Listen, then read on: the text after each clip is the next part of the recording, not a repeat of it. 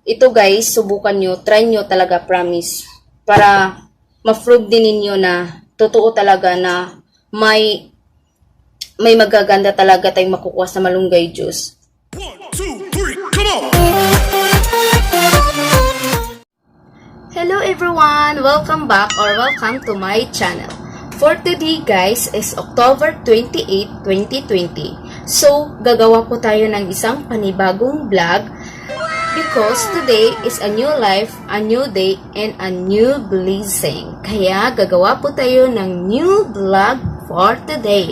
Kaya guys, gusto ko pong i-share po to sa inyo kasi gusto ko po na isa din to sa makakatulong sa inyo yung content na to.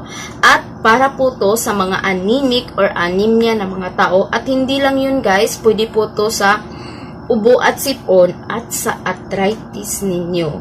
So, gagawin po natin yung nasa title natin kung paano ko po yun gagawin yung malunggay juice with the twist. Okay, with the twist talaga, diba?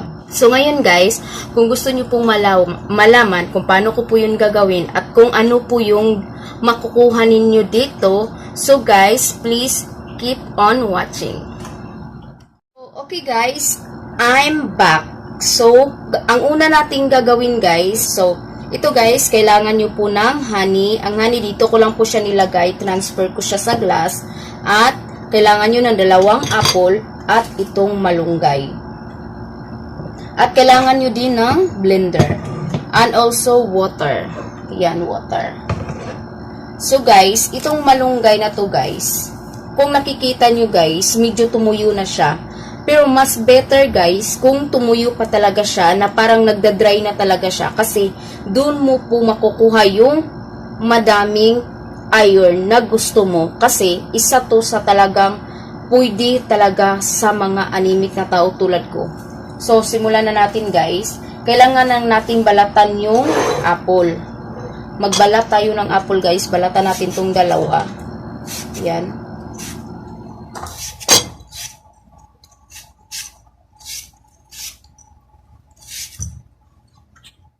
So, yan na guys. Nabalatan natin 2. Slice lang natin siya guys. Pag ganun.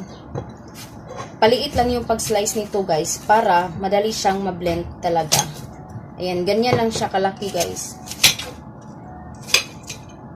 Slice nyo siya ng ganito kalaki. Ayan, ganyan. Slice nyo lang yung 2 guys ng ganyan kalaki. Ayan guys. Kunin nyo lang tong nasa gitna guys. Yung buto niya. At saka guys, nasa sa inyo yun guys, pwede din yung isa lang apple yung gamitin nyo, yung isang baso lang yung inumin nyo. Pero mas better guys, na damihan yung apple para hindi nyo masyadong nalasahan yung malunggay. Kasi sa totoo lang talaga, hindi siya masarap na juice sa malunggay. Kasi ang malunggay kasi guys, ang amoy niya, hindi talaga siya maganda. At saka guys, isa talaga to sa nakatulong sa akin guys. At next guys, ayan, tapos na po natin siyang na-slice. Ito na yung malunggay guys. Kung nakikita nyo guys, isa tong buong malunggay. Pero, wag nyo po tong ubusin guys. Kunwari, kumuha lang kayo, diba, itong mga sanga-sanga to. Ayan, ayan, ganyan. Wag nyo damihan yung malunggay guys ha, kasi mag-iiba yung ano niyang tiyan nyo eh. Mga ganyan kadami guys. Yan. Nasa sa inyo guys, kung madami yung apple na ilalagay nyo, pwede nyo din yung damihan yung malunggay nyo. So ako kasi, 2 lang yung apple na ilalagay ko. So ito lang, ilang piraso to? 5. 5 lang yung kinuha ko. Ayan, 5 lang yung sanga. 5 ganito lang yung kinukuha ko. Ito lang yung kailangan natin. Ayan. Tapos, ilagay natin siya dito. Ganyan nyo lang siya pagka ano guys.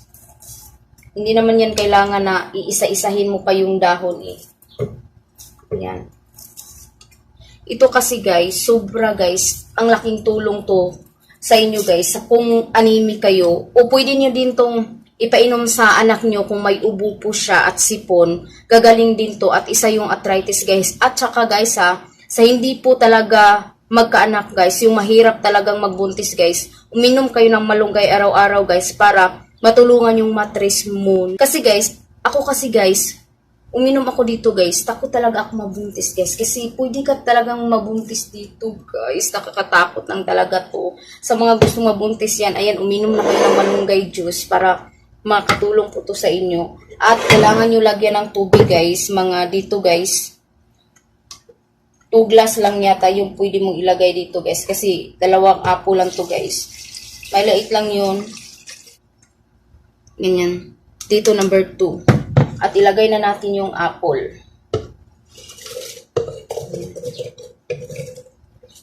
Ayan guys, nalagay na natin yung sa blender natin yung apple at malunggay. So, kailangan lang natin mag-add ng ito, honey, pure honey. Kung wala kayong honey guys, pwede yun din yung lagyan ng lemon. Pero, mas better kung may honey kayo para sobrang masarap siya. So, lagyan natin siya ng kaunti. Kasi kaunti na lang yung honey ko para to kay Bibi Ivan. Ito kasi lagi kong ginagamit sa palabo niya. Super sarap. Ayan guys. So, i-blend ko po to siya. Pupunta po tayo sa ibaba kasi wala pong blender dito. Nasa kwarto po ako. So, kailangan ko pa talagang bumaba para lang mag-blend po ako dito. At pakita ko po sa inyo yan. Kaya guys, samahan niyo po ako. And guys, pababa na tayo.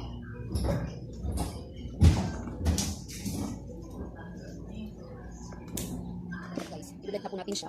Yan. So, lang siya. Ito na po guys. Tapos na po siyang na-blend. Tingnan nyo. Diba ang green po niya? Sobrang green. At kailangan nyo po kumuha ng tila guys. Kung gusto nyo pong salain siya. Muha po kayo ng tila na hindi na po siya nagagamit at malinis siya. Ito, gamit to ni Bibi Ivan. Bibi pa siya. Ito yung gagamitin natin. Malinis naman to. At baso. Kasi guys, kaya ko po to siya sinasala. Actually guys, pwede naman ninyo itong inumin. Kasi nandito naman yung durog na apple at durog na malunggay. Kaso lang guys, hindi po ako uminom kapag meron to kasi busog na ako at kumain na po ako ng rice. Pag hindi ako kumain ng rice guys, ito lang po yung ininumin ko kasi nabubusog ako. So ngayon busog ako, so kailangan ko lang magsala. So optional lang to guys ha, kung gusto nyo isala siya, kung tuloy-tuloy yung pag-inom nyo, so pwede. So pwede din hindi nyo na siya isasala. So mas okay din yung hindi masala kasi makakain nyo po yung apple at saka yung durog na malunggay. 'Di ba? So ngayon guys, ipapakita ko po sa inyo kung paano kasi so 3 months po ako na guys, na anemic nung pinanganak ko si Bibi Ivan. So ito guys, pakita ko po sa inyo yung pagsasala. Ayan. Ganito ko po siya ginagawa guys, every time na hindi ko siya kakainin. So isasala ko po siya ng isang baso. Masarap to guys kasi may honey siya. Ayan. Nakikita nyo guys. Ayan. Ang green po niya. Kasi yung malunggay natin is bago talaga siyang itas. Ito talaga yung ginagawa ko guys. Promise guys, subukan nyo po to guys. Pag medyo mahilo kayo, lalo na kung pagod kayo sa trabaho, nasa stress na po kayo, ito, inumin nyo to, try nyo tong inumin guys, kasi isa to makakatulong sa inyo kung may mga karamdaman ito. Hindi lang kasi yung makukuha dito yung anemic, arthritis, ubo at sipon. Madaming pang sakit na pwedeng mapagaling dito guys, kaya sobrang blessed natin na marami tayong malunggay dito sa Pilipinas. Kasi sa ibang bansa kasi guys, gaya ng Amerika guys, pinag-agawan nila to kasi wala silang malunggay doon, hindi mabubuhay sa kanila kasi malamig sila. Hindi basta-basta mabubuhay sa kanila yun, kaya pinagagawa nila yun, yung mga lunggay, kapag makikita sila, kinakain na nila diretso yun, hindi na nila pinadaan ng ganito.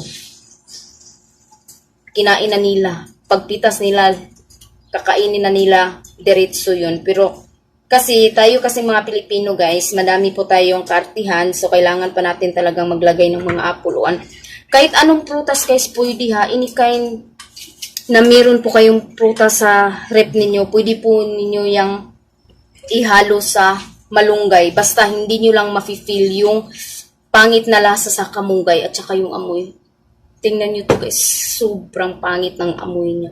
Ito, 2 beses akong uminom ng baso. Ito, ganito kalaki yung baso guys. Ayan. So, uminom ako ng umaga, uminom ako ng gabi. para sure talaga na madali yung mawala yung panghihilo ko. So ito kasi yung importante guys, kasi sobrang daming iron na makukuha nyo, lalo na kung tuyong-tuyo na kung malunggay guys, yung dry na talaga guys, yung kung ginaganyan mo na siya guys, na nahuhulog na siya. Pero ito hindi pa talaga, kasi kahapon pa to siya na kinuha ng husband ko.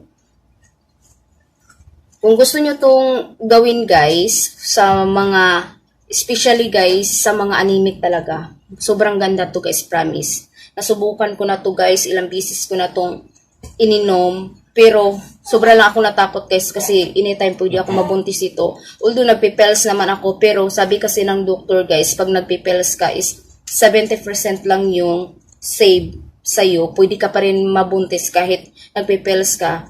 Lalo na, uminom ako ng malunggay, nako, patay ako.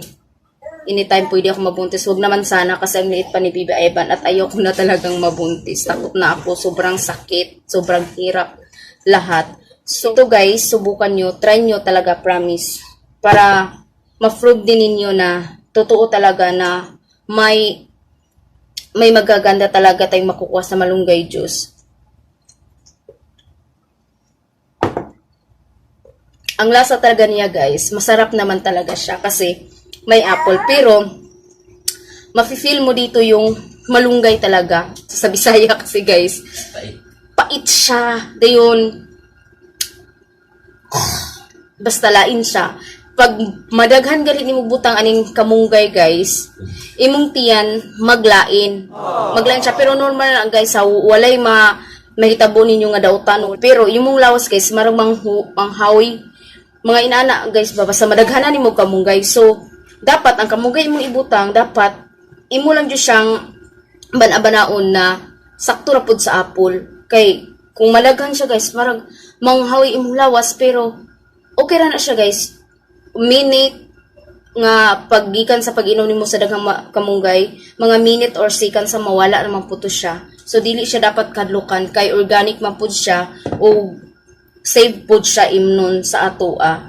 Kay namagoy time guys, nakitang mga mother na sa stress ta para sa tong mga anak. Ako sobra jud ko kanimic, kay super anemic jud kay ko sa tanan. So pag mabilar na gani ko guys, wala ko kanang saktong tulog, malipong na jud ko. So katong 3 months guys na nahilo ako, paghihiga ako para akong dinuduyan, at saka pag tumayo ako para akong natutumba. So bumili muna ako ng mga ibang mga vitamins na mga iron gaya ng sangubion, pero walang nangyari. Dito lang po talaga gumaling.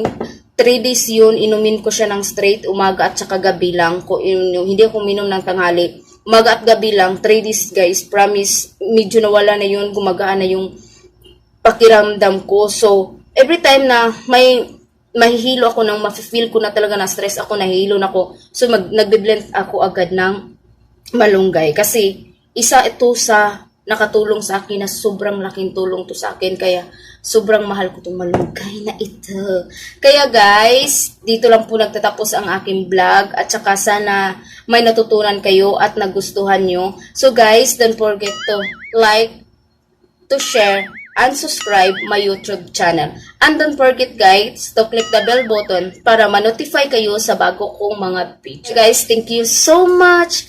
And God bless you all. And stay happy everyone and safe. Bye everyone. Thank you for watching. Bye.